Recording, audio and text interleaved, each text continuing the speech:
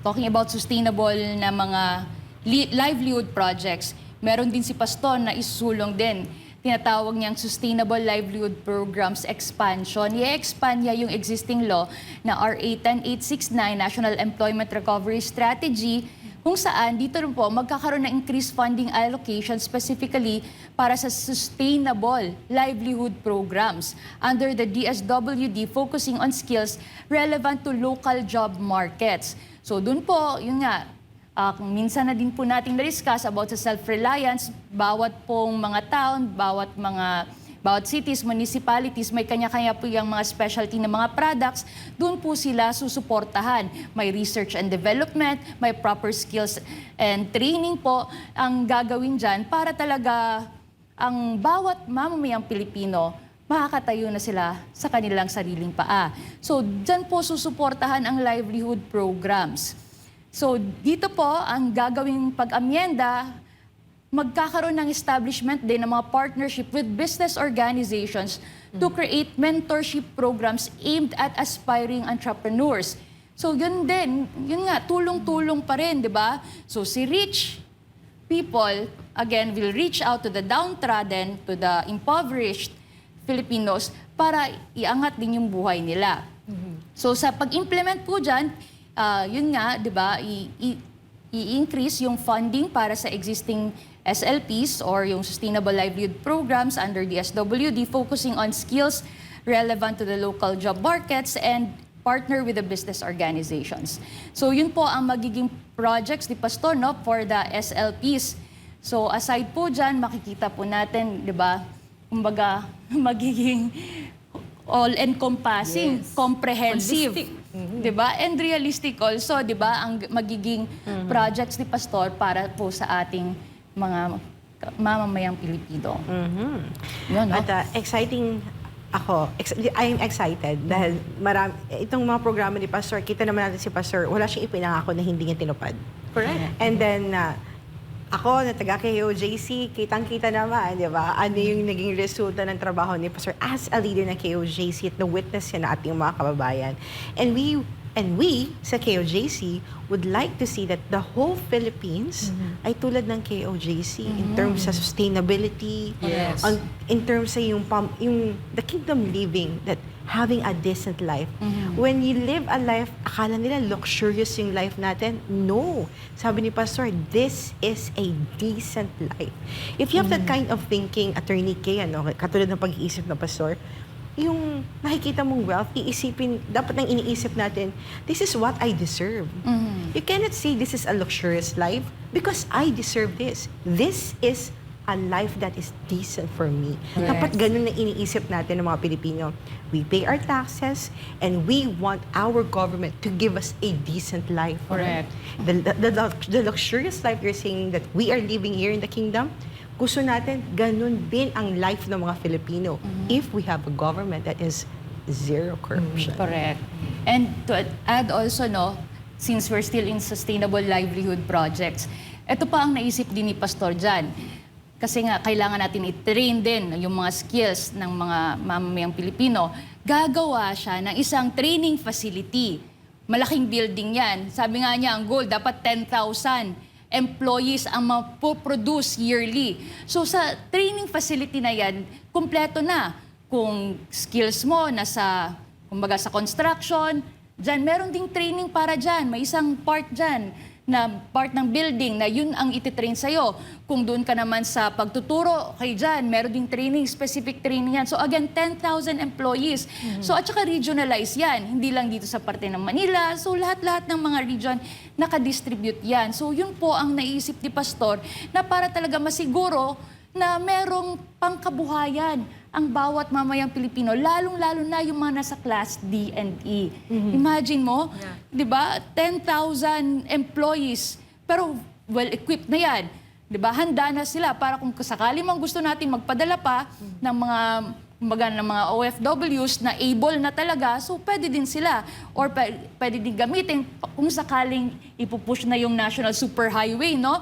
Kasi kailangan yun ng mga construction workers. Kailangan din yun ng mga skills din. Para Engineers, din sa, yung mga kailangan engineers, magtatrabaho, correct, di ba? At saka sa maintenance, importante din sila. So, ganun po ang naiisip ni Pastor para po sa mga livelihood din, sa mga employees or employment opportunities po para sa ating, lalo na sa Class D and E. And another din po, kasi nga, di ba, si Pastor galing nga sa mahirap, and nung high school siya, ang kasama po ni Pastor, mga Muslim din, di ba? Mga IPs at the same time. Baka ang dami-dami na experience na ni Pastor, nakita niya na kung gaano kahirap po ang itong mga sektang ito. So sa nakaraan po, sa mga ilang taon na ding nakalipas, nakita din po natin yung mga proyekto ni Pastor para sa mga indigenous peoples, sa mga IP community. Kaya nga si Pastor, binigyan po ng pangalang Datu Pamulingan. Nag-investiture po dyan ang Ovo Manobo dahil nga sa mga tulong na ginawa ni Pastor na hindi siya umihingi ng kapalit. Lahat yan, binibigay niya dahil mahal niya ang mga IPs. Ayan po, at saka even sa mga blaan, tinawag po si Pastor, binigyan ng pangalan na Datu Tudlabon. So yan po ay malaking karangalan po. At saka, Attorney Kay, no, hindi basta-basta nagagawan ang mga kapatid nating katutubo, no, na bibigyan ka ng ganyang title o paggalang, no, o paggawad ng datu. Kung hindi ka talagang kinikilala nila. Tama ba, Attorney Kay? Totoo yan. Kaya nga, kumbaga, inadapt ka sa kanilang, sa kanilang pamilya. So, even yung future generations, gano'n na din ang pagrespeto, gano'n na din ang paggalang nila kay Pastor as if part of the family na talaga sila. At kumbaga, pag dato ka, leader ka, nire-respeto nila kung ano man yung mga yung ituturo mo, ang mga ideolohiya na ituturo mo, lalo-lalo na alam nila na para ito sa kabutihan. Kaya dahil nga, ipinadala ka ng Diyos. So yun din ang meaning ng Datu Pamulingan, no? So kumbaga, it's a gift from God.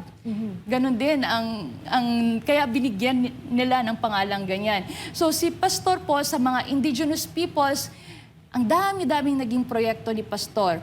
Unang-una, ang pinaka-number 1 din na tinutukan ni Pastor, yung Apollo Reading Center. So, kung naalala natin, ito yung counter-illiteracy. Kaya nga, dahil nga na sila yung nagiging biktima ng mga CPP-NP, NDF, dahil nga wala silang proper education. Kaya dahil dito sa counter-illiteracy program ni Pastor na tinatawag na Project Apollo for IPs, kung saan ang Apollo, sabi pa ni Pastor, meaning accelerating programs to optimize literacy and language opportunities for indigenous peoples. Witness po tayo dyan na yung mga IPs po, lalo na sa matigsalog na mga, na tribe yun. Tama na, Attorney Kay, personally, ikaw naka-experience ka as part of Unifil na meron na talagang itinayo din si Pastor. Dedicated po para tulungan ng mga IP. Totoo. Yung may Apollo Reading Center talaga si Pastor. Kompleto na yung training ng mga teachers, yung mga libro para sa mga bata na galing sa unable to read. Ayun na, bigla na lang for just few training lang at saka yun, pinakain din. Pag kumpleto talaga, few weeks lang, few months, makapagbasa na and converse na in English. So, ganun po ang Project Apollo for IPs ni Pastor. So, aside from that, meron din po si Pastor na tinatawag nating potable water supply. Kasi nga, sa pagpunta ni Pastor, sa pag-ikot ni Pastor, hindi yan siya basta-basta magbigay lang ng projects. Kumbaga, ina-assess niya. Ano bang kailangan? Needs. Anong kulang? O anong needs? Hindi tayo basta nagbibigay, no? We assess first correct. what are the needs ng isang community. Oo, hindi lang basta punta ka doon. Ito, bigyan mo na lang ng pera, 5,000. Hindi pwedeng ganon. So tingnan mo, para sustainable yung project mo, katulad po ng ginagawa ni Pastor, sa ilang taon na po, yun nga, pinupuntahan, ito walang tubig. Ito wala silang daan. So doon naman po ang binibigyan ng mga ni Pastor ng mga projects, specific po. Naalala ko nga, sa Dibabawon naman yon, sa Laak naman yon, di ba? May potable water supply din na binigay doon. At saka daan. Kasi walang daan nga, kaya nga nagiging biktima ng mga CPP, NP, NDF, yung mga IPs, kasi walang proper education, wala ding mga healthcare services, kaya sila nadideceive na, iniwan na kayo, kinalimutan na kayo ng pamahalaan. Pero dahil nga, binigyan ng daan ni Pastor, kumbaga, in and out na sila, may ingress, egress na din sila, kaya kumbaga, na-educate na din yung mga IPs. So, ang dami-dami pa naging proyekto ni Pastor, programs na sustainable. At saka meron pang binigay si Pastor, naalala ko, yung mga yung tinatawag natin na medical, parang health center para sa IP communities. Kasi na-witness din natin during sa pag-iikot nga, may namatay dahil wala talaga silang healthcare doon. Wala silang facility dahil sa layo. So yun, sabi agad ni Pastor, imagine na, again, walang budget yan ha. Kumbaga, volunteers yan lahat na nagtulong-tulong para talaga sa ating mga IP communities kung anong need nila. So nagpatayo po si Pastor doon ng health center kung saan libre na, andun ng mga gamot, kumpleto na po. Tapos meron na din, kumpleto na din yung mga gamit na para talaga ma-prevent na yung mga mamatay dahil lang sa simpleng ubo, simpleng lagnat, dahil wala talagang gamot para doon sa kanilang IP community. So, at saka may free medical services pa yan. Talagang pumupunta sa mga IP communities. Ito po lahat yung initiative ni Pastor. Again, ang dami ng resibo ni Pastor. Wala pa yung budget, ha? How much more kung... Oo nga, di ba? How much more ma-institutionalize pa yan, di ba? May law na legislate para talaga bigyan ng free grocery, free meals para sa ating Class DE. Lalong-lalo na sa mga ICC-IPs natin na sila talaga yung medyo napag-iwanan. Kaya ibalik talaga natin yung mga programang ganito katulad ng tinutulak ni Pastor. Tsaka Attorney Kay, partner Han, ng mga kababayan, no? Iba kasi yung lalim din ng pag-unawa ni Pastor pag sinabi natin kahirapan. Kasi syempre, iba ang itsura ng kahirapan dito sa Luzon, dito sa Maynila, sa syudad. Oo nga. Iba din ang kahirapan pagdating mismo doon sa kanayunan, na doon nga, no, tinatawag na countryside, dito sa mga liblib na lugar, kung saan ito yung talagang napupuntahan ng mga NPA, lalo na yung mga IP, kasi totoo po yan na sila ay nabibiktima at sila nga yung mismo ginagawa o ginagamit ng mga komunistang teroristang grupong ito para magrebelde. So, napakaganda ng mga ganyang plano ni Pastor, lalo na, no, I would remember before, sabi ni Pastor, di ba, ang mga kalsada, yung mga daan, di ba, yung nabanggit last time, yung superhighway, tapos, kaya nga parang napapansin ko, Attorney, itong mga plano ni Pastor, parang siyang part ng isang bigger picture na nabuo na. Correct. Parang dugtong-dugtong talaga siya, no, na yung, hindi lang siya yung ibang kandidato, ibang nasa politiko na ito lang. Ito yung proyekto ko to. Bala kayo dyan. Tapos akala mo gano'ng kalaki yung proyekto. Tapos kakarampot lang. Nakakarampot lang. Pero alam mo, Ina, no? Sabi, yung minention mo kasi na iba yung perspective ng mga kababayan natin pag, in terms of kahirapan. Yes. Kasi pag pumunta ka, ako nagpapasalamat kay Pastor because of him. Nakita ko yung sitwasyon ng mga kababayan natin sa grassroots level talaga. Iba, pag pumunta ka ng Visayas, pumunta ka ng Mindanao. Because si Pastor, alam natin vocal siya pagdating sa stand nga hanggang sa CBP, NP, NDF. At kapag may mga lugar dito sa Pilipinas na may namatay dahil pinatay ng NPA, isa ako sa mga pinapadala ni Pastor para magpaabot ng tulong. Yes. Totoo. Kasi when we go there, alam mo ang tanong namin sa mga kababayan natin, IT man sila, yung mga nasa local community. Sabi ko, bakit maraming NPA sa lugar ninyo? Kasi po walang kasada dito. Correct. Totoo. So, sabi ng LGU, marami na akong mayors na kausap, sabi nila, ma'am, pag walang kasada, gusto yan ng NPA. Yes. Kasi, ibig sabihin, hindi makakarating yung mga sasakyan ng army, ng mga police, ng law enforcement agency. At pag hindi accessible, mahirap ang mga tao dyan. Even, huwag ka tayong lumayo. Antipolo lang. May mga IP community. Si Inang umakit doon for how many hours silang nilakad. Habang kinukwento ni Ina sa amin, sabi ko, may mga lugar pa dito malapit sa Metro Manila. Totoo. It would take you like 12 hours to walk. 8 hours. Akyatin mo. Akyat lang yun, Attorney K. And then naghihintay doon ng mga batang gutom. Yes. Totoo yun. Tapos ang daming mga sugat sa katawan. Lahat sila gutom. Tapos nakatingin sa'yo ganyan, anong dala mo? Diba? Kung pupunta ka lang doon para mag-photo ops, tapos bababa ka, iisipin nila, bakit lang sila dito para magpa-picture sa amin? Ang ina-expect nila, bibigyan sila ng pagkain. Pero si Pastor, hindi lang pagkain binigay Binigyan sila ng inayos ang classroom nila, nagbigay ng mga materials for the students na magagamit. Nagbigay ng school supply kasi yun ang kulang sa kanila. Diba? At yun ang cherish ng mga bata. Diba? Tandaan mo, lagi sinasabi ni Pastor, no? Yeah. Ang mga bata ay parang a blank paper. No? Na kapag ano yung experience nila, yun yung nasusulat sa papel eh. So, meron lang isang tao na nagbigay sa kanila nagpakita sila ng kagandahang loob, hindi na nila makakalimutan buong buhay nila yun. Correct. Like what happened to him, habang naghihintay siya doon sa harapan ng Chinese store na ginamit yung kapatid ng may-ari, bakit hindi nyo tinulungan yung bata? Buong araw na siyang nakatayo dyan. Hindi na talaga makalimutan ni Pastor. Hanggang ngayon, matanda na sa Pastor. Yes. Yung kabutihan na experience niya, di ba? So, ganun din ang mga bata.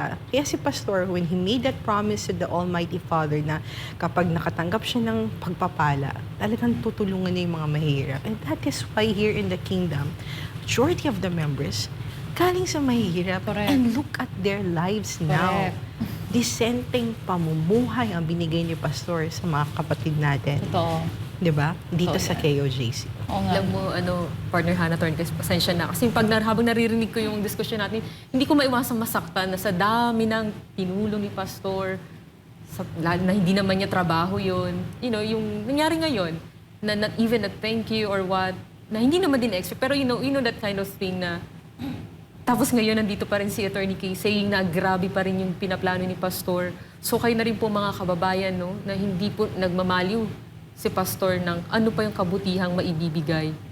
So, kayo po, di ba, kung ano may akusasyon na sinasabi sa kanya, kung totoo yun, hindi makakastan na ganito si Pastor. Correct. That's my opinion. Be a good judge of character. Yeah.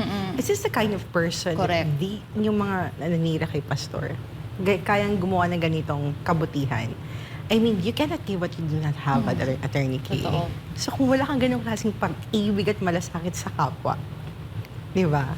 Sa mga, kumpara mo sa mga taong akala mo may malaking puso at pag-ibig, pero kakarampot lang ang binibigay nila. You cannot fake sincerity, Totoo. Attorney Kay, and the impact na mabibigay mo sa kapwa. And we understand, kaya grabe yung pag-flood ng message of support ng mga kababayan natin, Yes. even those who are not part of KOJC. Yes. Kasi sila yung mga taong for how many years naabot ng tulong ni Pastor, not just here in the Philippines, but all over the world. Totoo. So, yun nga, it really reflects Pastor's personality, ang pagiging compassionate niya. Imagine na, Hannah and Ina, habang nandun si Pastor, ang naiisip niya pa ganito.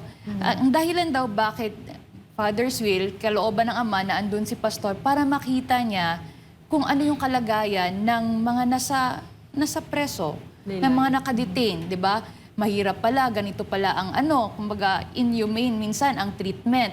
Paano daw ma-rehabilitate? For example na lang, may isang addict or isang kriminal, di ba? Kung ikukulong mo siya na ang rehabilitation niya is nakasell na enclosed, walang hangin, tapos ang treatment hindi naman ganun parang treatment parang hayop. So, ano magiging effect niyan? Instead, ma-rehabilitate siya, magiging beast siya, di ba? Kasi ganun ang treatment mo. Katulad po, sabi ni Pastor, sa Kingdom of Jesus Christ po, pag nagkasala ka po, ang dinadala sa Glory Mountain. Yes. Nire-rehabilitate ka, i-re-reconnect ka sa Ama at saka sa true environment. Yun po ang alagaan mo, hanggang sa ikaw mismo makarealize na mali nga at ayoko nang ulitin yon. So, yun yung rehabilitation. So, sabi ni Pastor, ganun siya ka-positive, ganun ka-pure ang heart niya. Walang hatred, hindi niya na biniblame kung sino ang dahilan, bakit andun siya. Ang iniisip niya, ito pala ang gustong ipakita sa akin ng Ama para matulungan ko din yung mga kalagayan na gano'n. Kasi marami din doon nasa kulungan ang napagbintangan lang.